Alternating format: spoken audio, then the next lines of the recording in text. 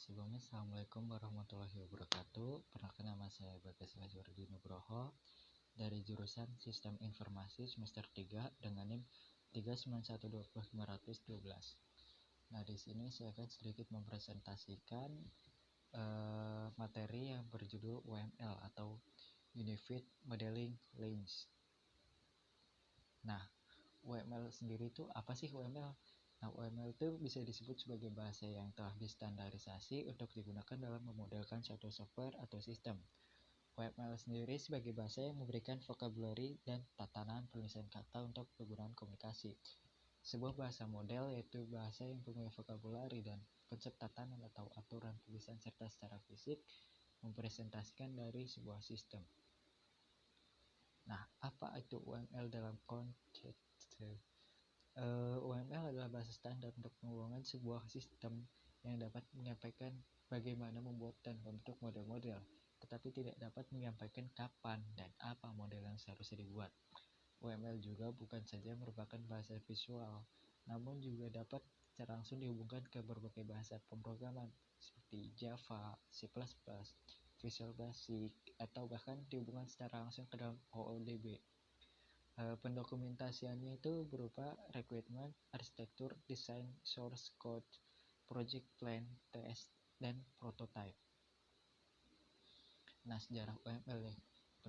Yang pertama itu pendekatan analisa dan perancangan dengan model OO dikenal sejak 1970 akhir sampai 1980.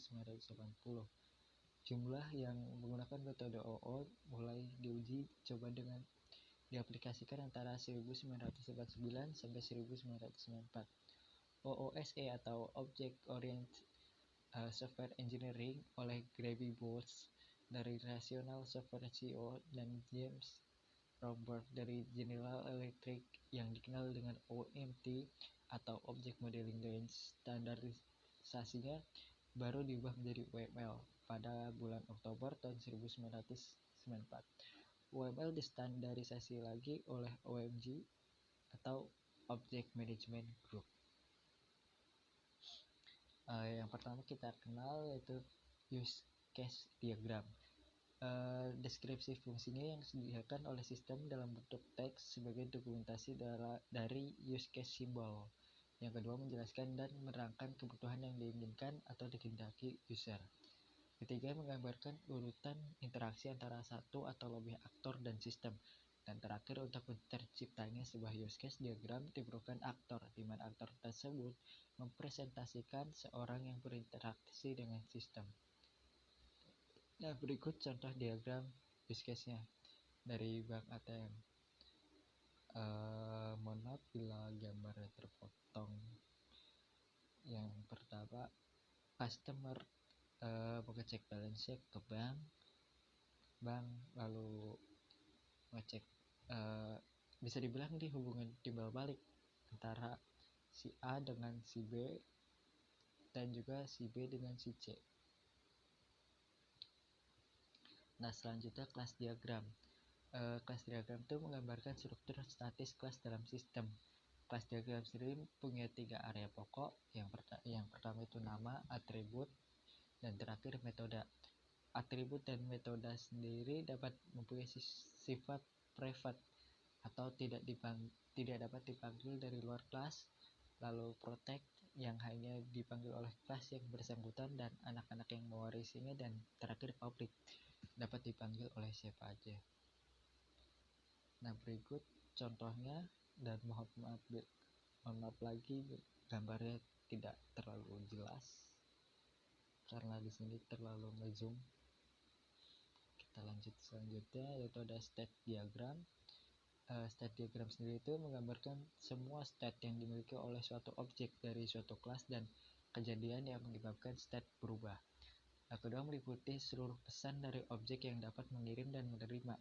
Ketiga, skenario-nya mempresentasikan satu jalur yang melewati sebuah state transition diagram. Terakhir, jarak waktu antara dua pesan yang dikirim oleh suatu objek mempresentasikan sebuah state. Nah, ini contohnya dari diagram. Pertama itu login, insert, dan user. Kedua, validasi. Kalau data nggak valid, langsung masuk ke main program. Kalau tidak valid, ditolak login dan kembali ke login, dan seterusnya. Selanjutnya ada sequence diagram. Sequence diagram sendiri itu menggambarkan interaksi antara sejumlah objek dalam urutan waktu. Sequence diagram juga berguna untuk menunjukkan rangkaian pesan yang dikirim antara objek dan interaksi antara objek. Sequence diagram digambarkan dengan segi 4 yang berisi nama dari objek yang digarisbawahi. Nah, ini contohnya dari diagram. Yes.